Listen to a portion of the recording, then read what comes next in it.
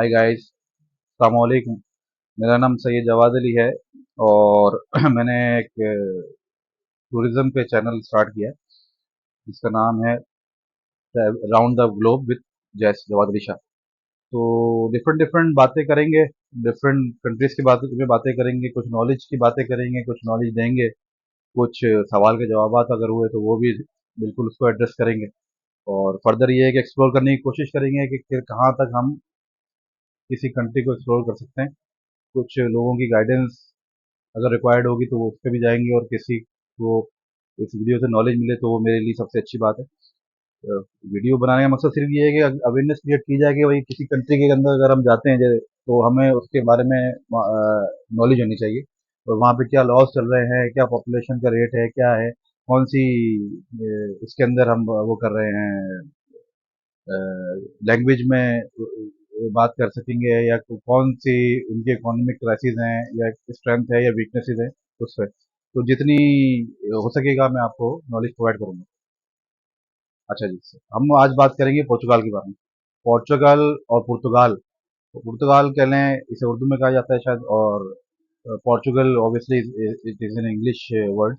ये basically European state में आता है, यूरोपियन कंट्रीज के अंदर शुमार है इसका। और पोर्चुगल जो है वो बेसिक शेंजन जोन में भी आता है। जो 28 कंट्रीज का जो जोन है उसके अंदर पोर्चुगल है। ये स्पेन के बराबर में बिल्कुल वाक़ है। और लास्ट वो है सी, इसको सी लगती है बिल्कुल ना, तो कोस्टल बेल्ट लगता है। तो फर्दर ये है कि इसकी थोड़ी सी हिस्ट्री में आपको बयान करता चलूँ। पोर्चुगाल जो है वो ओल्डेस्ट नेशन में आया करता था, ठीक है ना। ये इसका एक सब वो होता था, कॉन्टिनेंट पे डिफाइंड ये पूरा वो था, बना हुआ था जिस जमाने में 19 मतलब 1100 की बात बता रहा हूँ, 1143 उसकी, जिसका अगर हिस्ट्री पे चले जाए तो कॉन्टिनेंटल पोर्चुगीज के अंदर, यूरोप के अंदर ये आया करता था। और इसको अल्बेरियन पेनिनसुला जो एक वो करता था कॉन्टिनेंट ओल्डेस्ट, इसमें इसका शुमार होता था। और ये यूरोप के इसके अंदर बड़ा एक रकबा हुआ करता था इसका। मगर ये फर्दर फिर ये डिवाइड हुआ, ठीक है। इसको डिवाइड हुआ स्पेन, और ये जब ये आपस में मिले हुए थे फिर ये बाद में डिवीजन इनकी हो गई। डिवीजन हुई तो उसके बाद ये जो डिवीजन से पहले ये तकरीबन 583 स्क्वायर किलोमीटर पे फैला हुआ था, और तकरीबन 53 मिलियन की इसकी पॉपुलेशन हुआ करती थी। मगर फर्दर जब ये वो हुआ, क्या कहते हैं, इंडिपेंडेंस के ऊपर आया इन 1143 के अंदर, जिसने इंडिपेंडेंस हासिल की और ये किंगडम ऑफ पोर्चुगल बना। तो पोर्चुगल बेसिकली किंगडम में आ गया, और किंगडम से इसने फिर फर्दर जो हुआ हासिल की, डेमोक्रेसी में आया। डेमोक्रेसी और मोनार्की से निकल गई, डेमोक्रेसी में आया वो तकरीबन 1910 में आया। तो ये एक इसका ओवरव्यू बैक ऑफ पे था कि किस तरीके से ये कितना पुराना मुल्क है, ये जो कि चलता आ रहा है, हेरिटेज टाइप का मुल्क है। अगर आप इसको विजिट करेंगे, मैं विजिट करके आया हूँ, तो बहुत अच्छा कंट्री पाया गया है, और बहुत सुकून वाली जगह है। अच्छा, इसमें मैं आपको एक बात बताते चलूँ कि ये बेसिकली है ओल्ड और छोटा मुल्क है। इकोनॉमी इसकी थोड़ी सी एज पर कंपैरेटिव जर्मनी या यूरोप के जो दूसरे मुल्क हैं, स्विट्जरलैंड है, और इटली है, उनसे थोड़ी सी वीक है, क्योंकि ये छोटा मुल्क है। ये अपनी ही ग्रोथ करते हैं। इनका जो मेजर काम है वो है, क्या कहते हैं, इसका काश्तकारी का। तो लैंड के ऊपर ये काम करते हैं, अपने ग्रो करते हैं, अपना ही ग्रो करके ये उसको फिर सेल आउट करते हैं, और ये सारी चीज़ें। तो ज़्यादातर लोग जो है वहाँ पे उसी तरीके से अपना गुजर बसर करते हैं कि ये ज़्यादातर अपनी लैंड से ऊपर काम करते हैं, जिसे हम किसान कहते हैं ना। तो वो लेबर काम होता है ज़्यादातर मेनली। मगर ये बात नहीं है कि खाली लेबर होता है, मल्टीनेशनल कंपनीज भी हैं जो कि वहाँ पे जिन पे लोग काम कर रहे हैं, और बिल्कुल अपना कम्पीट कर रहे हैं दूसरी मार्केट से भी, ऐसी बात नहीं। जो है हम इसकी बात करेंगे इसके कैपिटल। इसका कैपिटल लिस्बन सिटी है। लिस्बन एक बहुत बड़ा शहर है, और वहाँ पे प्रॉपर पोर्चुगीज बोली जाती है। पोर्चुगीज का कैपिटल है, और अच्छा खासा टूरिस्ट यहाँ पे आता है। इसकी जो मेन कंट्रीज हैं जिसमें लिस्बन हो गया, पोर्टो हो गया, एरिसेरा हो गया, इस टाइप की कंट्रीज मतलब सिटीज हैं जो जिनमें ज़्यादातर टूरिस्ट आते हैं। और तकरीबन है तो काफ़ी सारे सिटीज, क्योंकि पूरा ही टूरिस्ट प्लेस है। मगर ये है कि ऑन एंड ऑफ जो है मेनली इन्हीं शहरों में लोग आके अपना टूरिज्म करते हैं, राउंड द वर्ल्ड आते हैं। जो से अमेरिकन कॉन्टिनेंट से भी आते हैं, हमारे एशिया से भी जाते हैं, और काफ़ी लोग वहाँ पे घूम के अपना टूरिज्म को एक्सप्लोर करते हैं, क्योंकि वहाँ पे माउंटेन्स भी हैं, वेदर बहुत अच्छा है, और आपका अल्लाह भला करे। सेकेंडली अब अगर हम बात करें नेशनलिटी की, नेशनलिटी वहाँ पे डिफरेंट डिफरेंट पाई जाती है, मगर 90% नेशनल नेशनल जो हैं वो पोर्चुगीज नेशनल नहीं है। बाकी तकरीबन कोई 7 to 8% जो हैं वो ओवरसीज हैं, जो कि वहाँ जाके रेजिडेंट्स हुए हैं, जैसे कि हम हमारे एशियंस हुए हैं, अमेरिकन हुए हैं, जिन्होंने वहाँ जाके नेशनलिटी हासिल कर ली और वो वहाँ पे रह रहे हैं और अपनी लाइफ को एंजॉय कर रहे हैं। सेकेंडली रीजन की हम बात करेंगे तो रीजन जो है वो क्रिश्चियनिटी ज़्यादा है वहाँ पे ना। मेजर मेजर जो बिग रीजन है वो क्रिश्चियनिटी का है और 85% तकरीबन वहाँ पे क्रिश्चियंस मुकीम है जो कि रह रहे हैं। ये मैं आपको सर्वे बताऊंगा, तकरीबन कोई 2021 और 22 की बात हो रही है, यहाँ तक का ये सर्वे है जिसके फिगर्स मैं आपको बता रहा हूँ। फर्दर जो अभी मैंने आपको जैसे बात की कि जब ये उससे वो नहीं हुआ था, इंडिपेंडेंस नहीं हुई थी, तो इसकी तकरीबन 583 स्क्वायर किलोमीटर पे ये फैला हुआ था। 5,83,000 मतलब 583,000 किलोमीटर के ऊपर था, और 5,83,000 थे। अब ये है कि जब इससे इंडिपेंडेंस हुई, खाली पोर्चुगल हो गया, स्पेन अलग हो गया, तो अब इस तकरीबन 92,000 किलोमीटर के ऊपर ये इसका रकबा है अप्रोक्सीमेट, जो कि ये जिसपे इनका प्रॉपर पोर्चुगल है। अच्छा, पॉपुलेशन की अगर हम बात करेंगे तो पॉपुलेशन जो जैसे मैंने आपको बताया कि डिफरेंट डिफरेंट रीजन की पॉपुलेशन वहाँ पे डिवाइडेड है, मगर जो टोटल पॉपुलेशन की बात करेंगे वो तकरीबन 10 मिलियन के अराउंड वहाँ पे है। पूरी कंट्री की पॉपुलेशन जो 10 मिलियन के ही अराउंड है। अच्छा, इसमें डिफरेंट लोग आ जाते हैं इस्लामिक, जैसे मैंने आपको बताया, पाकिस्तानी हमारे बहुत मिलेंगे, इंडियंस मिलेंगे, हमारे बांग्लादेशी भाई मिलेंगे। तो अलग अलग कंट्रीज के अलग अलग रीजन के अलग अलग ओरिजिन के लोग यहाँ पे आके अपने सेटल्ड है और वहाँ पे माशाल्लाह काम कर रहे हैं, और सबको ये कंट्री एक वाइड कंट्री है जो कि सबको अपना वो करता है, एक्सेप्ट करता है, वो कहता है कि आए हमारे पास काम करें, हमारे पास रहें, और ये नेशनलिटी भी आपको पीआर भी देता है, रेजिडेंसी भी प्रोवाइड करता है और बहुत क्विकनेस देता है। क्लाइमेट की बात करूँ, क्लाइमेट जो है वो यूरोप का वैसे तो आपको पता ही है कि कोल्डेस्ट भी है, काफ़ी ठंडा क्लाइमेट है, मगर ये पोर्चुगल की अगर हम बात करेंगे तो इसका एवरेज क्लाइमेट जो है 18 to 28 डिग्री सेंटीग्रेड होता है। ठीक है, ये मतलब मैं नॉर्मल गर्मियों की बात कर रहा हूँ, और सर्दियों की बात करूंगा तो 6 से 14 डिग्री सेंटीग्रेड की है लोएस्ट के ऊपर। तो ये समझ लें आपके पाकिस्तानी, अगर हम अपनी एग्जाम्पल अपने कंट्री की बात करें, हमारे कंट्री की पाकिस्तान की बात करें, तो पाकिस्तान जैसे इस्लामाबाद का जैसे शहर है, ऐसा वेदर यहाँ पे रहता है। तो ज़्यादा ना ज़्यादा कोल्डेस्ट है और बहुत बहुत ज़्यादा गर्मी भी नहीं पड़ती है, तो नॉर्मल एक अच्छा इन्वायरमेंट है, बहुत अच्छा इन्वायरमेंट, बहुत अच्छा टेम्परेचर। और इसकी वजह से बड़ा इफेक्ट पड़ता है इंसान की पर्सनल लाइफ के ऊपर, क्योंकि ज़्यादा गर्मी होती है तो बंदा चिड़चिड़ा हो जाता है और सारी चीज़ें, ज़्यादा सर्दी होती है तो बंदा काम नहीं कर पाता है। तो इट्स बेटर कि ये मॉडेस्ट रहे। तो मॉडेस्ट में ये होता है कि इंसान नॉर्मल रहता है, कपड़े भी इंजॉय करता है और वेदर भी इंजॉय करता है, अपनी लिविंग भी इंजॉय करता है, सारी चीज़ें अच्छी हैं इस हवाले से ना। पोर्टुगल में सी फूड कंजम्पशन ज़्यादा है, सी फूड लोग ज़्यादा पसंद करते हैं और ज़्यादा खाते हैं, क्योंकि एक तो कोस्टल बेल्ट भी है, अवेलेबिलिटी भी बहुत अच्छी है सी फूड की, और फर्दर एंजॉय भी ज़्यादा किया जाता है। वहाँ पे जो एक सर्वे किया गया उसके मुताबिक सी फूड बहुत ज़्यादा एंजॉय किया जाता है, जिसमें सारी चीज़ें आती है, श्रिम्प भी आते हैं, प्रॉन्स भी आते हैं, फिश आती है डिफरेंट कैटेगरीज की, लॉबस्टर्स आते हैं, क्रैब्स आते हैं, और भी बहुत सारी चीज़ें ये लोग खाते हैं जो हम नहीं खा सकते, मगर ये स्टिल जो हम खाते हैं हम उनको वो मैं आपको डिफाइन करने की कोशिश कर रहा हूँ। लॉ के हिसाब से हम कुछ बात करते हैं वहाँ पे कंट्री में लॉ कैसा है। तो लॉ में एक ये पोर्चुगल दुनिया का वाहिद मुल्क है, वाहिद, जिसने लाइफ इम्प्रिजनमेंट जो थी ना उसको अबॉलिश कर दिया, मतलब खत्म कर दिया। लाइफ इम्प्रिजनमेंट में आप उम्र कैद जिसे कहते हैं, वो 1884 के अंदर ही इन्होंने उसको अबॉलिश कर दिया, वो खत्म कर चुके हैं कि वो नहीं रहते। और इसके बाद इन्होंने एक और फैसला लिया, जो दुनिया की पहली वाइड कंट्री थी जिसने डेथ पेनल्टी भी अबॉलिश की। वहाँ पे कोई किसी को डेथ पेनल्टी नहीं दी जाती, क्योंकि खुदा ना खास्ता कोई मसला में कोई बंदा फंसता है, कोई ऐसे मर्डर केस में या कुछ में, जहाँ पे दूसरे कंट्रीज में डेथ सिवियर डेथ पेनल्टी क्या होती है, क्या उसको to be hand till death होती है। यहाँ पे ये इन्होंने इसको ये पेनल्टी नहीं रखी हुई, ये ना डेथ रखी हुई है ना लाइफ इम्प्रिजनमेंट। जो मैक्सिमम पेनल्टी इन्होंने रखी हुई है वो 25 ईयर्स की रखी हुई है, लिमिटेड टाइम की, उसमें 25 साल से कम ये किसी को भी ये डिटेन नहीं करते हैं, किसी को भी जेल नहीं करते, या कोई ऐसी इनके पास पॉलिसी नहीं है, इन्होंने खत्म की हुई है। तो ये काफी एक अच्छा ह्यूमैनिटेरियन ग्राउंड की बहुत अच्छी चीज है कि इंसान समझता है कि अगर खुदा ना खास्ता किसी ने कोई गलती से कोई काम कर भी दिया हो, तो कम से कम उसको डेथ पेनल्टी या लाइफ इम्प्रिजनमेंट नहीं मिलती है। मैं इसके रग्बी की बात करूं तो तकरीबन पुर्तगाल के अंदर कोई टोटल 18 डिस्ट्रिक्ट्स आते हैं, डिस्ट्रिक्ट्स जिसमें डिफरेंट डिफरेंट कंट्रीज डिवाइडेड हैं, सॉरी सिटीज डिवाइडेड हैं, कंट्रीज कह रहा हूँ। तो सिटीज डिवाइडेड में मेजरली जो मैं बात करूंगा, जैसे लिस्बन हो गया, ये बीजा हो गया, ये फेरो हो गया, ये डिस्ट्रिक्ट अलग अलग डिस्ट्रिक्ट के नाम है, 18 है इस तरीके से डिस्ट्रिक्ट, तो मैं आपको स्क्रीन पे शेयर भी करूंगा। तो ये इनमें डिवीजन हुई हुई है टोटल पोर्चुगाल की ना।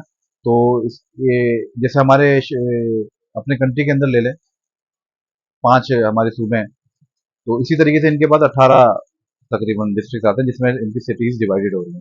अच्छा, फर्दर हम सैलरी की बात करेंगे कि इंसान, एक नॉर्मल इंसान वहाँ पे पुर्तगाल में क्या कर सकता है, सैलरीज कितनी है, काम क्या है। तो सैलरी मैं आपको बताऊँ, इनकी एवरेज सैलरी जो बेसिक है, इन्होंने जो अपनी डिफाइन की हुई है अपने मुल्क के अंदर सैलरी, वो 760 यूरोज है एवरेज सैलरी इनकी।